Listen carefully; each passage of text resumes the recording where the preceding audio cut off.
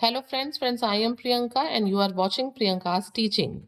Friends, today I am going to explain you lesson number 7 given in the book of class 4, James English Reader Silver Jubilee Edition. Friends, the title of the chapter is The Boy Who Wanted to Read. एक ऐसा बच्चा जो पढ़ना चाहता था. Before starting the chapter, we will go through the get set. So please be with me and let's start. The chart given below shows letters in sign language used by people who cannot speak. नीचे जो है pictures में chart में कुछ symbols दिए गए हैं. ठीक है, ये साइन लैंग्वेज कहलाता है और इसका यूज वो लोग करते हैं जो कि बोल नहीं सकते और वो इन साइन का हेल्प लेके इनके थ्रू वो जो है कम्युनिकेट करते हैं. Using the images students can learn how to respond to thank you, sorry and please. Means यहाँ पे आप इनका हेल्प लेके थैंक यू, सॉरी और प्लीज के लिए रिस्पॉन्ड करना सीख सकते हैं. Now I am going to explain you the chapter line wise. There was a time long ago when most people thought that the blind could never learn to read. मतलब एक ऐसा भी समय था बहुत पहले जब लोगों का मैक्सिमम लोगों का ये सोचना था, ये मानना था कि जो ब्लाइंड लोग हैं वो पढ़ नहीं सकते. It was believe that the only way to read was to look at words with your eyes. ठीक है, और ऐसा विश्वास था कि पढ़ने के लिए जो है आंखों की जरूरत होती है, उसी से हम वर्ड्स को जब देखते हैं तो हम पढ़ पाते हैं. A young French boy named Louis Braille thought otherwise. और तभी क्या था, उस समय एक फ्रेंच का रहने वाला एक बच्चा जिसका नाम लुइस ब्रायल था, उसने थोड़ा दूसरे तरीके से सोचा. And made books come alive for the blind. और उसने क्या किया, उसने ऐसी बुक बनाई जो ब्लाइंड लोगों के लिए भी एकदम जो है जीवंत हो गई, जिसकी वजह से लोग जो है ब्लाइंड लोग भी देख सकते थे.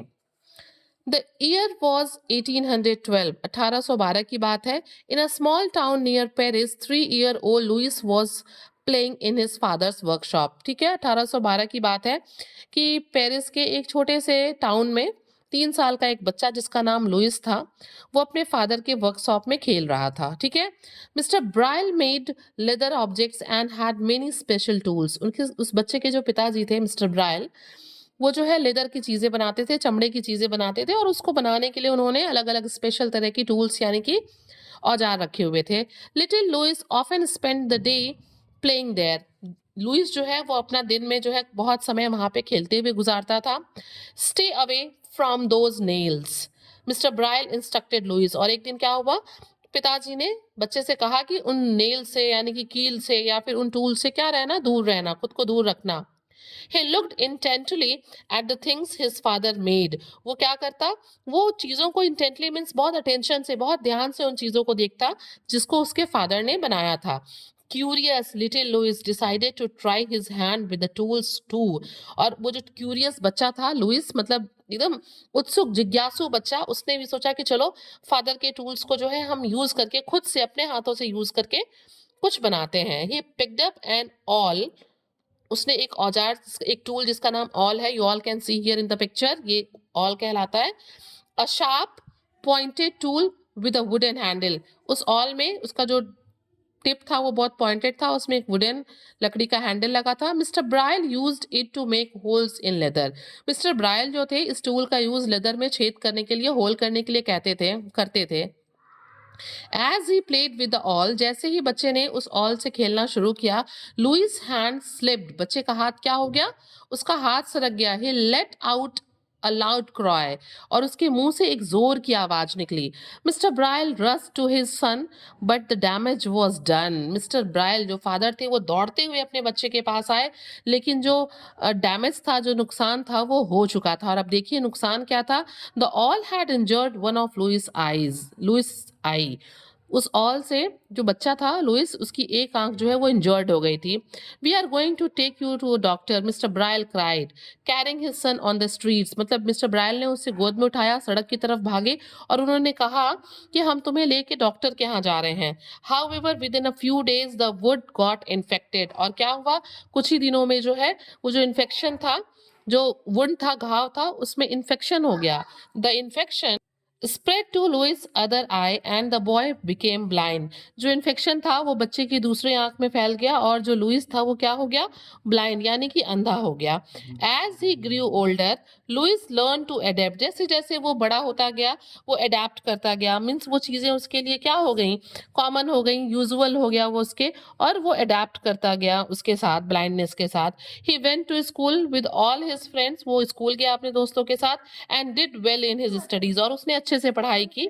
ही वॉज इंटेलिजेंट एंड क्रिएटिव। वो बहुत बुद्धिमान और क्रिएटिव बच्चा था। ठीक है, मोस्ट इंपॉर्टेंटली सबसे जरूरी बात ये थी, Louis was determined not to let his disability slow him down one bit. और सबसे जरूरी बात ये थी कि उसने बिल्कुल निश्चित कर लिया था, निर्धारित कर लिया था कि उसकी जो डिसेबिलिटी है, उसका जो नेगेटिव ट्रेट है, ये जो उसका एबल नहीं हो पाना है, मीन्स उसकी जो ब्लाइंडनेस है, वो कहीं भी उसको कमजोर नहीं पड़ने देगी, धीरे नहीं पड़ने देगी, थोड़ा भी नहीं। Okay, soon Louis heard of a special school in Paris. और जल्दी ही फॉर ब्लाइंड स्टूडेंट्स, और जल्दी ही लुइस ने सुना पेरिस के उस स्कूल के बारे में जहाँ पे ब्लाइंड बच्चे, अंधे बच्चे जो है पढ़ते हैं। Okay, he didn't think twice about going. वो दोबारा सोचा ही नहीं, पहली बार में ही उसके दिमाग में सेकंड थॉट आया ही नहीं।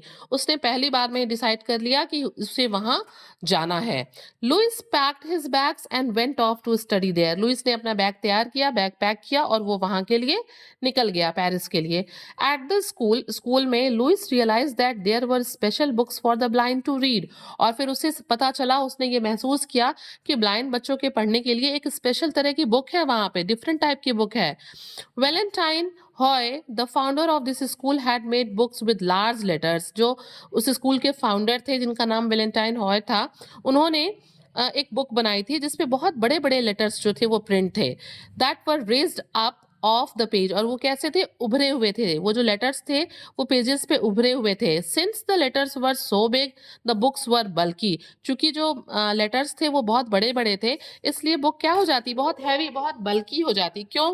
क्योंकि एक पेज, एक पेपर पे मान लीजिए कोई एक वर्ड या फिर एक लेटर लिखा है, तो ऐसे एक ही लेटर, एक ही वर्ड को लिखने के लिए कई पन्नों की जरूरत होगी, और इस तरीके से बुक क्या हो जाएगी, बहुत हैवी, बल्की हो जाएगी। Also they were expensive to make. और उनको बनाना भी उतना ही एक्सपेंसिव होगा, जितने पेजेस होंगे उतने ज्यादा कॉस्ट आएगी, फिर वो उतने एक्सपेंसिव हो जाएंगे। The school had exactly 14 of them. और स्कूल के पास जो है उस तरह की कितनी बुक्स थी, सिर्फ 14। Feeling each letter with his fingerprints Louis set about reading the books in the school library. क्या होता, लुइस ने अपने फिंगर टिप से उसको फील करके, ऐसे टच करके उसको फील करता स्कूल लाइब्रेरी में, और इस तरीके से क्या हुआ, वो पढ़ने लगा। However this was a long and difficult task. जबकि ये काम कैसा था, बहुत ही, ये काम बहुत ही मतलब बड़ा काम था और एक कठिन काम भी था, इस तरीके से लेटर्स को महसूस करना, उन्हें समझना, बुक को पढ़ना। It took a few seconds to read each word. कुछ सेकंड लगता था और कुछ सेकंड में जो है ईच वर्ड्स को पढ़ा जाता था। So by the time he reach the end of a sentence. और उसके बाद कुछ समय लगता, मान लीजिए एक वर्ड को पढ़ने में अगर सेकंड लगता, तो ऐसे थोड़े समय के बाद एक पूरे सेंटेंस को पढ़ा जा सकता। बट इसके कुछ डीमेरिट्स भी थे, देखिए क्या थे। Louis almost forgot what the beginning of the sentence was about. लेकिन सेंटेंस जब तक खत्म होता, लुइस भूल जाता कि इसका सेंटेंस की बिगिनिंग क्या थी। भाई ऐसा क्यों था, एक पेज पे एक लेटर है, दूसरे पेज पे दूसरा लेटर है, जब तक एक वर्ड कंप्लीट होता, फिर एक सेंटेंस कंप्लीट होता, तब तक बिगनिंग भूल जाती, क्योंकि इसमें कुछ टाइम लग जाता। There must be a better way, Louis said to himself. तब इस बुक को पढ़ते समय जब कुछ डिफिकल्टी को लुइस ने फील की, जब उसने फेस किया कि हाँ, जब हम लास्ट में पहुंचते हैं तो बिगनिंग भूल जाता है, तो उसने खुद से ही कहा कि हाँ, there must be a better way, इससे भी अच्छा एक तरीका हो सकता है। And as he soon found out there was, और जल्दी ही उसने दूसरा तरीका ढूंढ निकाला कि हाँ, तरीका है। Louis thought long and hard labour a way for the visually impaired to read. जो लुइस था उसने बहुत सोचा और बहुत हार्डवर्क किया उन लोगों के लिए जो विजुअली इम्पेयर्ड थे, ताकि वो पढ़ सके। विजुअली इम्पेयर्ड मीन्स ब्लाइंड थे, उनके पढ़ने के लिए लुइस ने बहुत लंबी सोची, बहुत हार्डवर्क किया। Others had created symbols that could be read by touch. ठीक है, और उन्होंने others had created symbols that could be read by touch. कुछ लोगों ने कुछ सिंबल्स बनाए थे जिसे टच करके पढ़ा जा सकता था। However this finger reading was slow and difficult.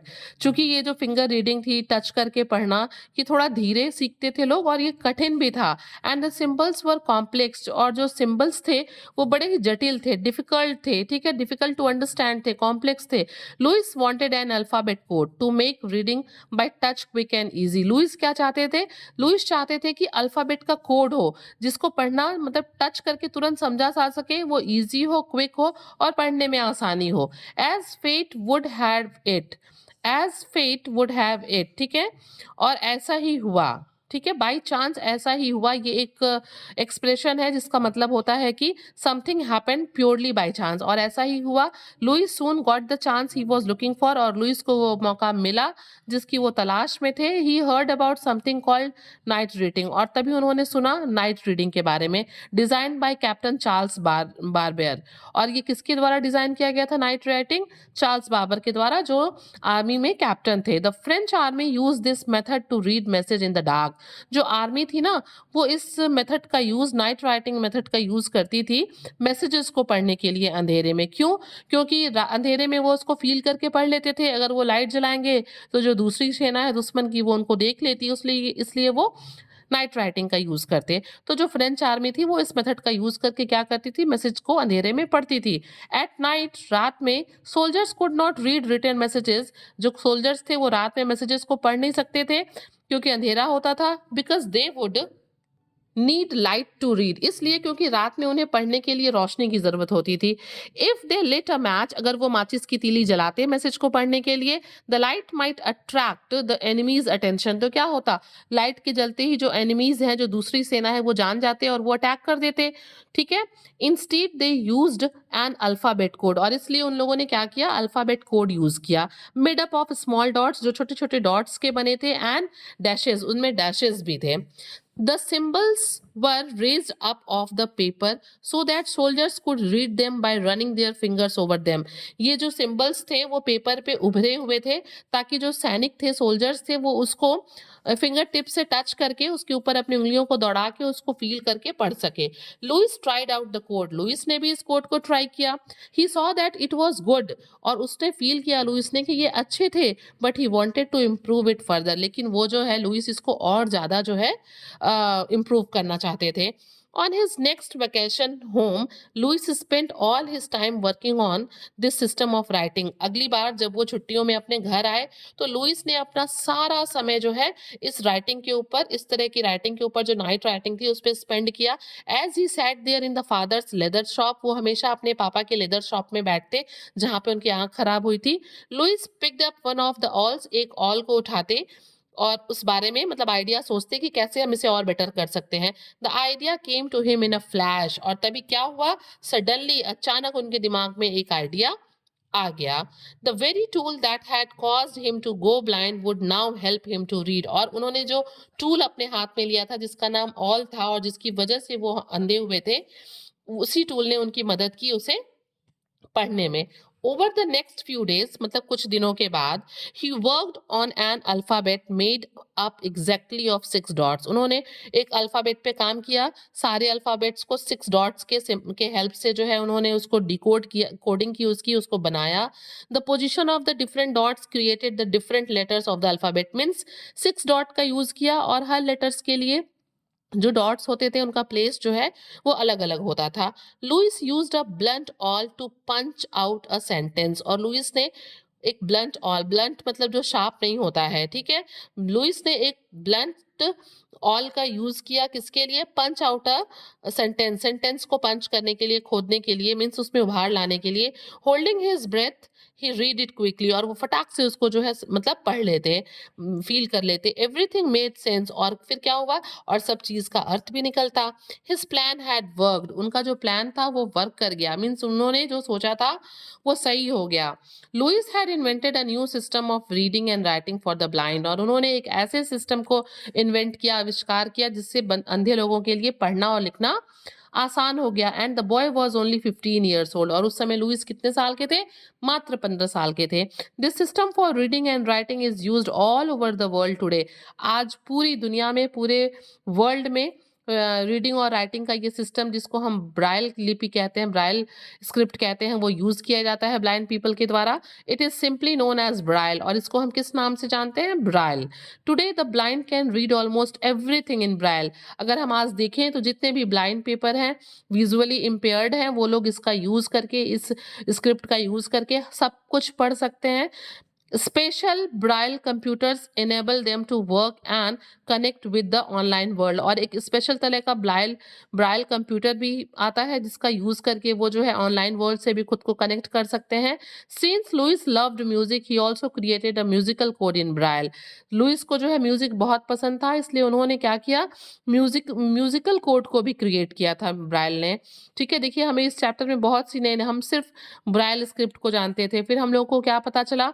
हम लोग को स्पेशल ब्राइल कंप्यूटर्स के बारे में पता चला। इस चैप्टर में हमें स्पेशल म्यूजिकल कोड के बारे में पता चला जिसे ब्राइल ने क्रिएट किया था।